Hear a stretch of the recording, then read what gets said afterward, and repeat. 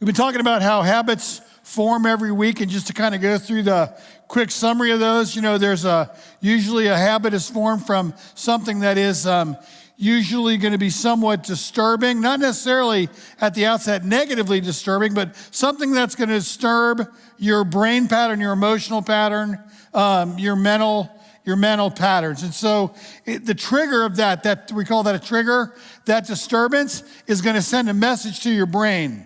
And it's going to tell your brain to go to an auto mode. So there's an action and there's a reaction, and you're going to associate those two things together.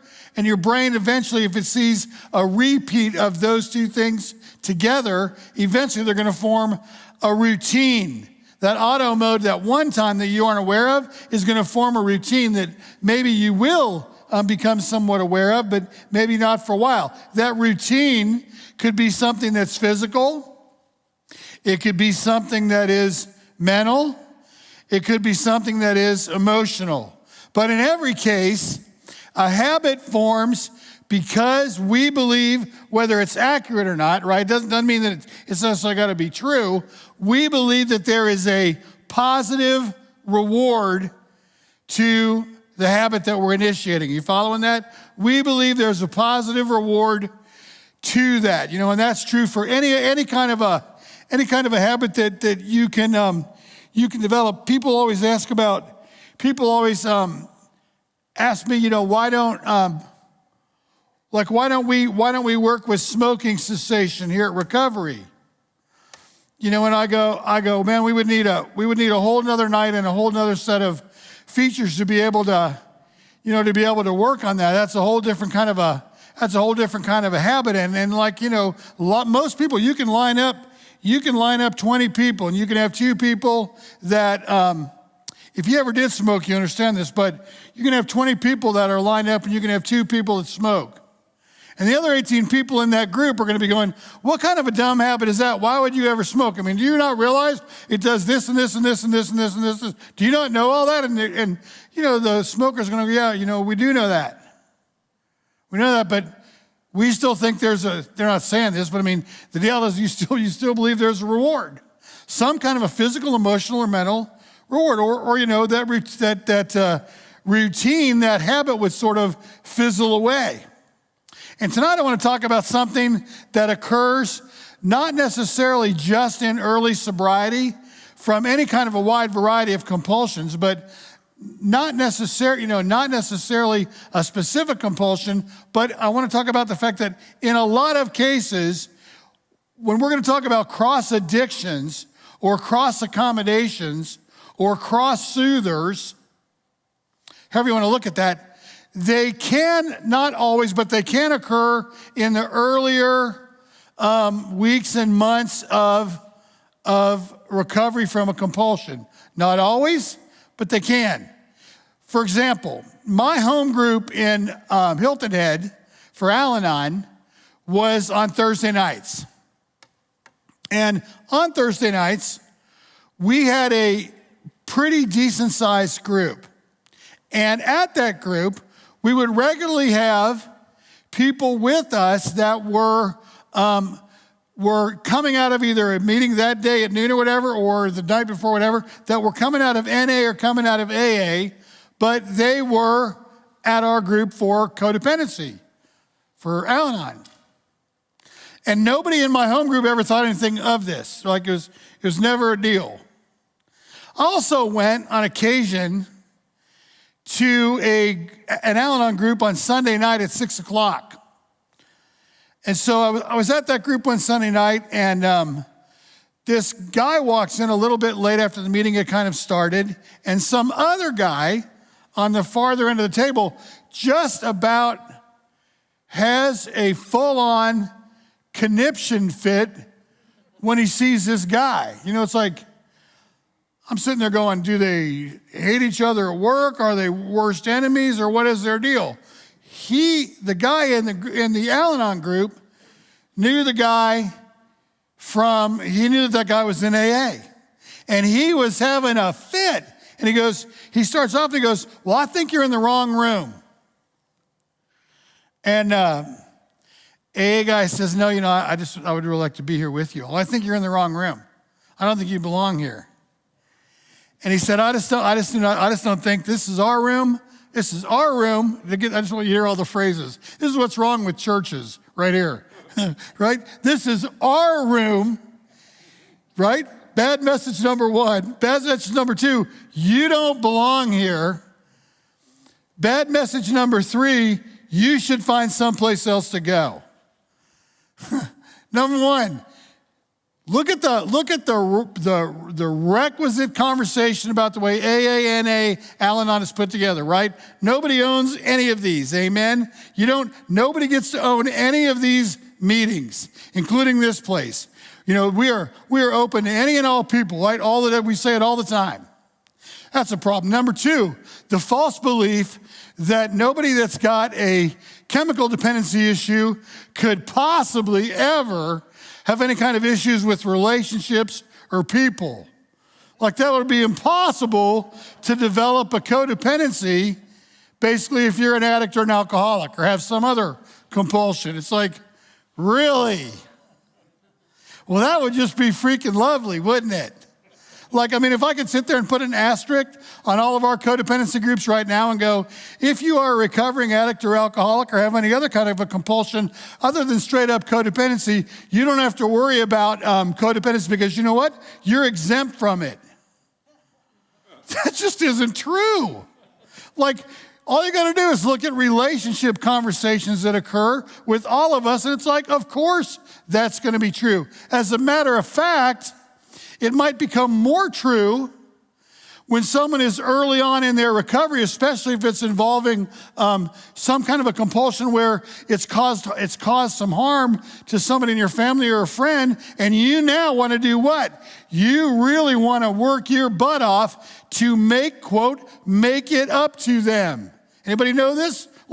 You want to figure out some way to make it all right as fast as you can. It would be even better if you could do it all while you were on the pink cloud of recovery, where you got it all going on and you got it all under control. And you know what? This will never happen again, right? If you could make it all right, all of that sounds a lot like what? It sounds a lot like codependency, doesn't it? We need, in order for that to be successful, for us to make it up to people and get everything even, we got to get other people in our life to become compliant.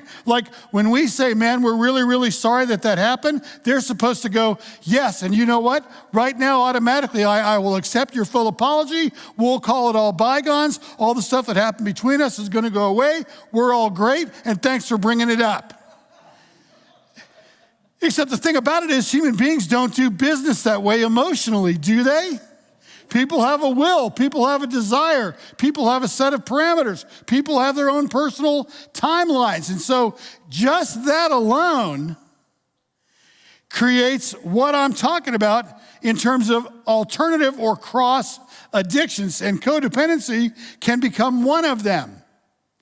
What are some things to look out for that might help us to understand when we're heading toward the capacity or the opportunity? I guess that would be the word for cross addiction. Number one, we become more aggressive or more impulsive in our behavior. So we're beginning to struggle with our attitude. Number two, we have a tendency to judge, blame, or criticize ourselves. We talked about negative self-talk last week. If you didn't see that, I would encourage you to watch that. Number three, we start skipping meetings. And so, what is one of the first things that happens when I start skipping meetings, or I stop talking to a sponsor, or I stop reading the literature, or I stop doing devotions, and I stop using the tools of recovery? When I have taken all those additives out of my life, the additive of the fellowship of meetings, the additive of the fellowship of a sponsor, the additive of the fellowship of the literature, the additive of being able to have a perspective that is open and honest and free in conversations, when I take all of that out of my life, what am I left with? Me. Right? I'm left with my own thoughts, my own feelings, my own ideas, and my own perspectives.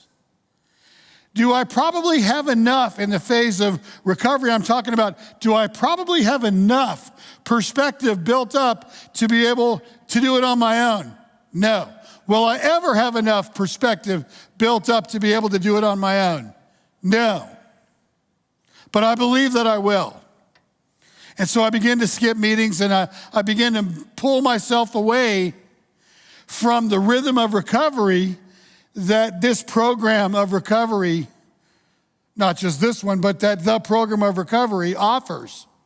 I become dishonest about the way I feel.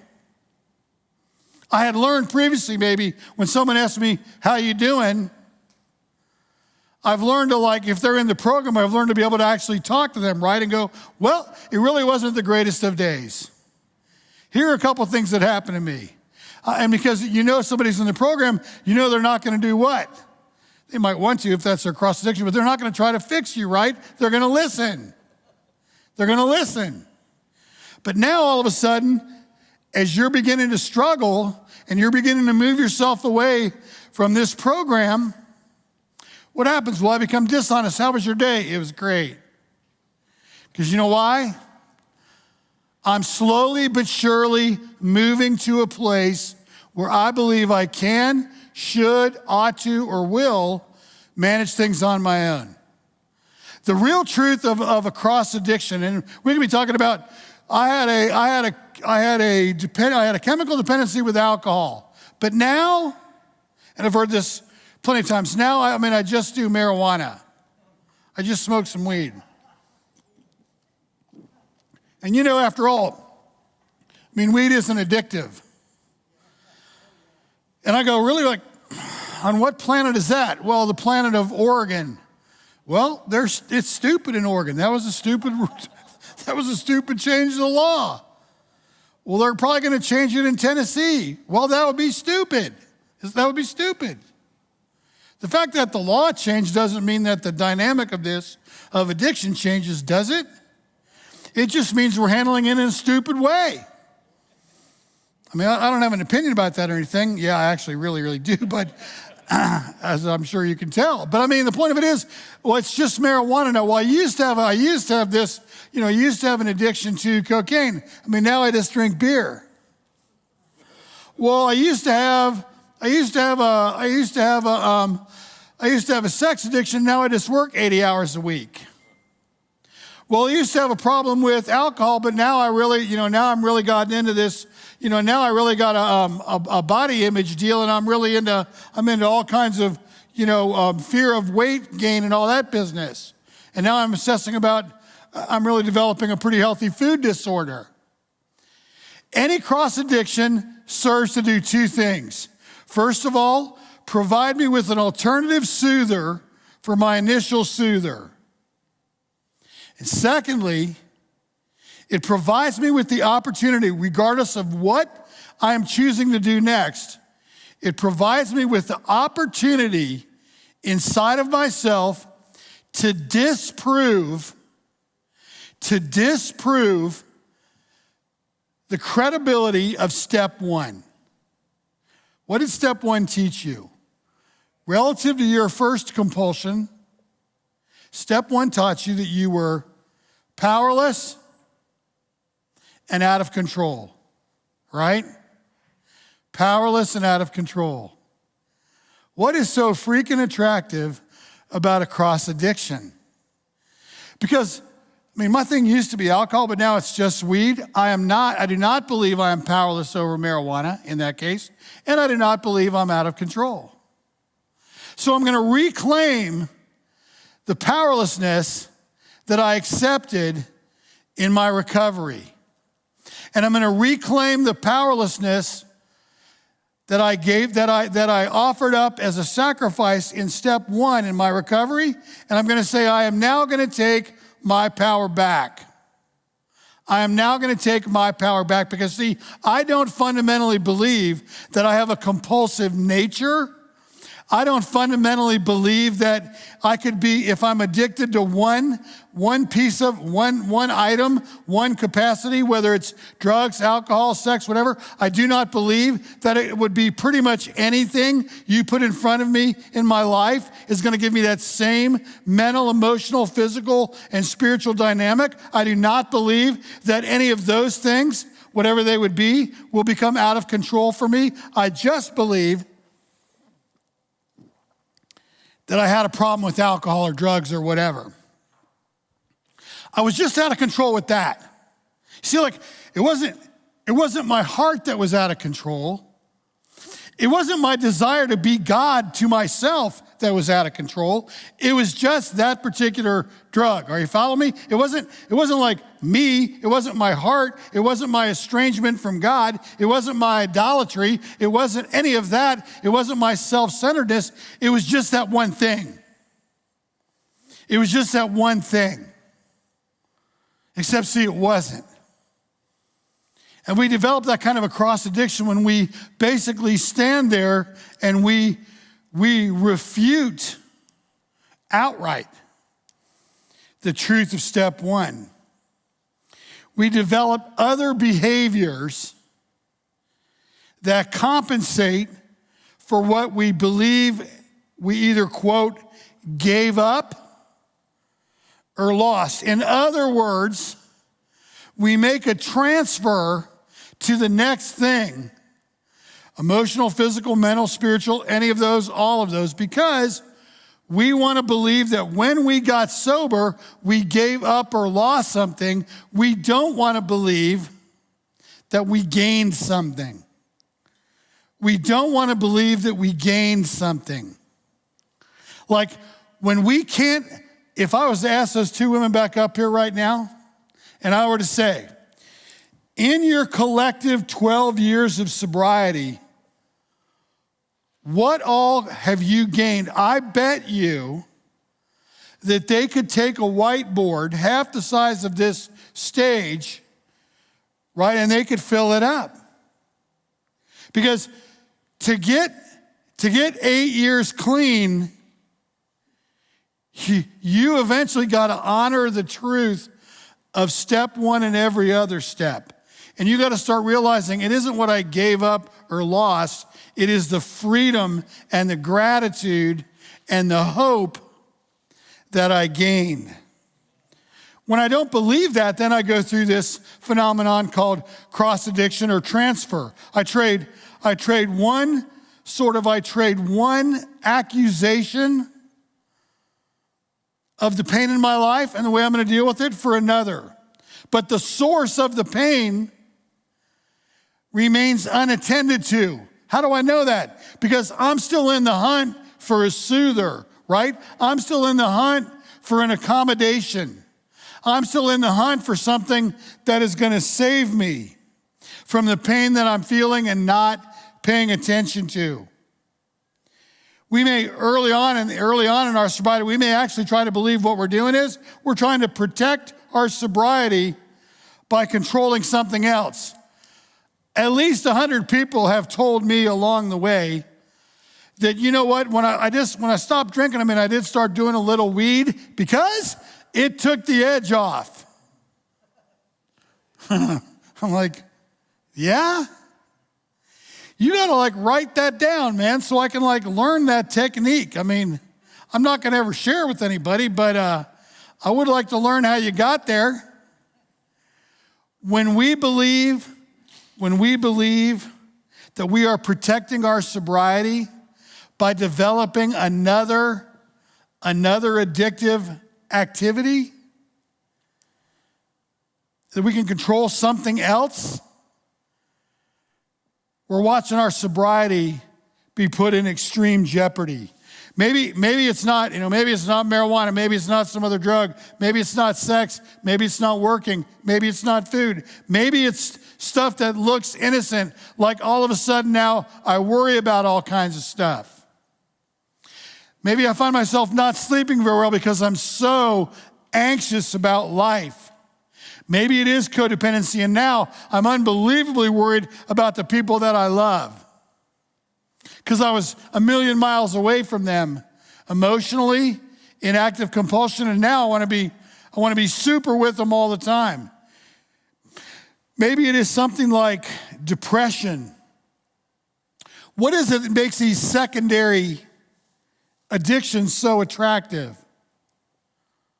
One, we've talked about the opportunity to believe again that we actually can control something, and that step one isn't a step for a lifetime, but it's just a step that we needed to have in our life for a minute. Because face it, as long as we're all human beings, we're going to be uncomfortable with the idea that number one, God is God and we're not, and that number two, we're powerless over anything. That we're powerless over anything in our life. Second thing that makes these secondary addictions so attractive is that we tend to be drawn toward not living in the present. You know, the reason I hated one day at a time, that phrase, so much, when I first started getting into this program, is because I didn't want to live in the present. I wanted to live in the past. I wanted to live in the future. I wanted to live anywhere, but where I was living right then. And the third reason we find secondary addictions so attractive is they help us to avoid not only the truth of step one, but also the truth of step three. I do not have to turn my life and my will over to the care of God as I understand God, if I can turn my life and my will over to a secondary compulsion that appears to be safer, easier, and more comfortable than my first one. And the problem with everything we're talking about tonight really comes down to one thing. We used to have a phrase here that we used for years until we kind of fell into a conversation about it. And the phrase that we used here was, for recovery, you remember this, was get your life back. And we used it and used it and used it and used it, and it was all over everything. And then at some point along the way, we started saying, are we sitting here assuming that for all of us, the life we used to have before there was an explosion or a slow death that had moved into our lives, or however you want to understand the way compulsion builds, are we to understand that our life back the way it was just perfect? Because if it was, and if we had everything great going on with God and everything was just straight, if it was, well then how did we become available to the belief that we needed to have that kind of individual power or deal with our own hearts or any of the stuff that brings us to the place of a compulsion? If I develop a second or a third or a fourth way to soothe myself, I don't have to go to God and go, I'm going to put my life and the harder part and my will into your hands. I don't have to do it. Jesus, if you go back, and it's great hard story, but if you go back and you read the last chapters in any of the four stories in the second half of the Bible about Jesus, or you watch the last part of the movie, The Passion, when Jesus is getting close to his crucifixion, there is a scene in this garden. And Jesus goes in his conversation with God, with his Father, he goes, if there's any other way for what needs to happen with the world to happen other than the sacrifice that I'm about to make, do you think we could do it that way?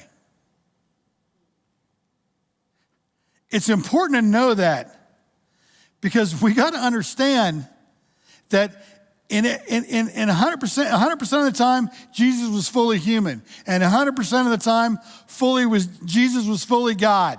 Both of those things happening at the exact same time. Are you following that? Both of those things happening at the exact same time.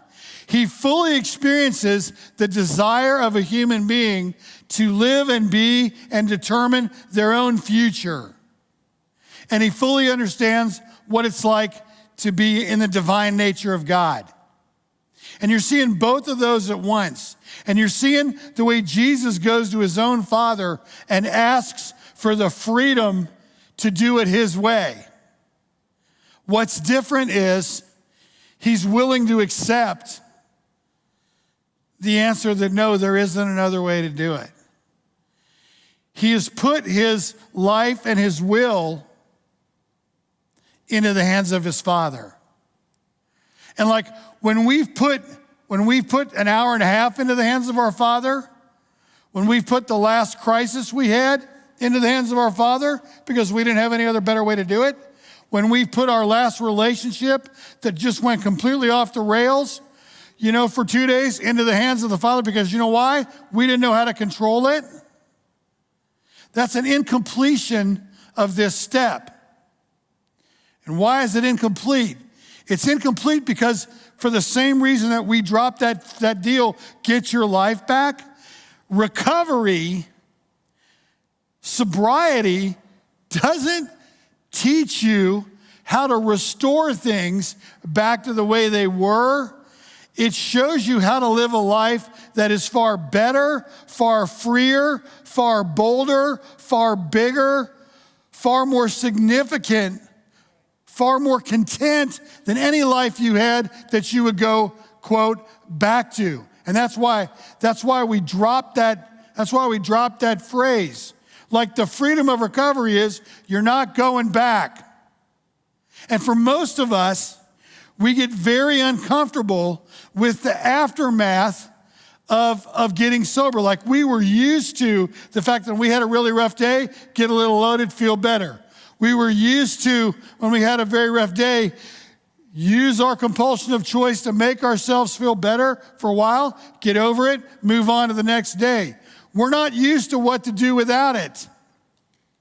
This program is giving you rhythm after rhythm after rhythm of what to do, how to deal with that place in your life, how to deal with life on life's terms, how to deal with one day at a time, how to deal with life in the present.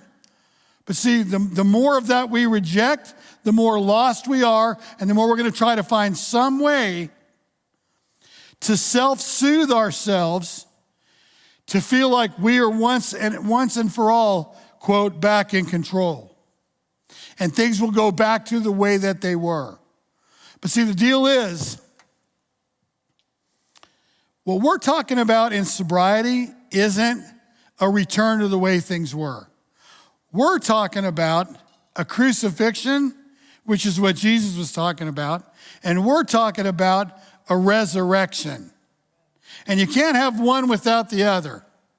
And crucifixion is really painful stuff. And when you die in Jesus, when you die in the baptism of Jesus, you die into his arms. And when you're raised up in Jesus, you're raised up as a brand new man or as a brand new woman. And you're going to stumble around with that brand new skin of the man that you are now or the brand new skin of the woman that you are now. And that's why we have recovery like this. And that's why we have open share groups. And that's why we have sponsors. And that's why we have steps. And that's why we have AA and NA and Al-Anon. And that's why we have this program. Amen? Amen?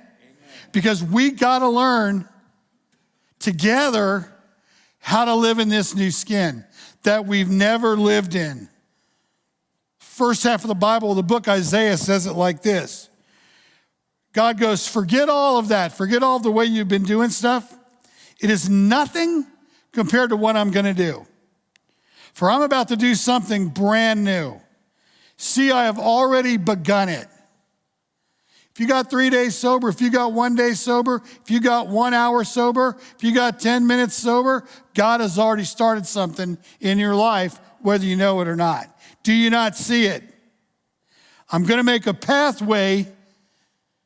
This is the place I'm talking about. I'm going to make a pathway through the wilderness, and I will create rivers in the dry wasteland. God, if you'll let him, God is going to do something new and dynamic in your life tonight. It takes that trust in step one going, yeah, I really don't have the power I thought I had. It takes that confidence in step three going, I really do trust his hands. It takes the confidence in God doing something new and in going, my job isn't to look back. My job is to look forward. And my job is to look around me and see where God is working.